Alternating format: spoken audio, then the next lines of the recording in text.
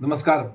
മാലദ്വീപ് president Muhammad Muizzu അദ്ദേഹത്തിൻ്റെ സ്വതസിദ്ധമായ India വിരുദ്ധത ഉപേക്ഷിച്ച് ഇന്ത്യയുടെ കാല് പിടിക്കാൻ വേണ്ടി ഈയിടെ ഇന്ത്യ സന്ദർശനം നടത്തി എന്ന് മാത്രമല്ല, ഇന്ത്യയിൽ നിന്നും $400 മില്യൺ ഫൈനാൻഷ്യൽ എയ്ഡുമായാണ് തിരിച്ച് പോയത്.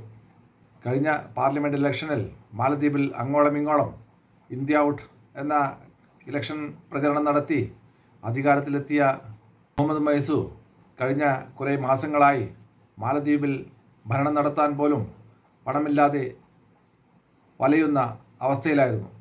മുഹമ്മദ് മൊയ്സു അധികാരത്തിൽ വന്നാൽ മൊയ്സു ഗവൺമെൻറ്റിന് വാരിക്കോരി പണം തരാം എന്ന് ചൈനീസ് ഗവൺമെൻറ് ഇലക്ഷന് മുമ്പ് ഉറപ്പു നൽകിയിരുന്നു. അതുകൊണ്ട് തന്നെയാണ് മുഹമ്മദ് മൊയ്സു അധികാരത്തിൽ വന്നതിന് ശേഷം ആദ്യമായി അദ്ദേഹം ഇന്ത്യ സന്ദർശിക്കാതെ ചൈനീസ് സന്ദർശനം നടത്തിയത്. മൊയ്സു പ്രതീക്ഷിച്ചതുപോലെ ചൈനയിൽ നിന്നും മൊയ്സു ഗവൺമെൻറ്റിന് യാതൊരു ഫൈനാൻഷ്യൽ എയ്ഡും കിട്ടിയില്ല എന്ന് മാത്രമല്ല, മാലദ്വീപ് ചൈനീസ് ഗവൺമെൻറ്റിന് കൊടുക്കുവാനുള്ള പണവും അതിൻ്റെ കൂട്ടുപലിശയും എത്രയും പെട്ടെന്ന് തന്നെ ചൈനയ്ക്ക് മടക്കി കൊടുക്കണമെന്നാണ് ചൈനീസ് ഗവൺമെൻറ് മൊയ്സുവിനോട് ആവശ്യപ്പെട്ടത്.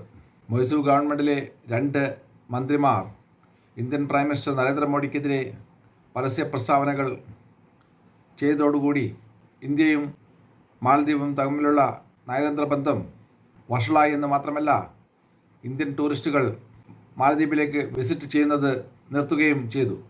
ഇന്ത്യയിൽ നിന്നുമുള്ള ലക്ഷക്കണക്കിന് ടൂറിസ്റ്റുകളുടെ വരുമാനത്തെ മാത്രം ആശ്രയിച്ച് കഴിഞ്ഞിരുന്ന മാലദ്വീപിൻ്റെ എക്കണോമി അതോടുകൂടി തകർന്നടിഞ്ഞു എന്ന് മാത്രമല്ല, മൊയ്സുവിന് അധികാരത്തിൽ തുടരുവാൻ പറ്റാത്ത സ്ഥിതിയിലേക്ക് കാര്യങ്ങൾ നീങ്ങുകയും ചെയ്തു.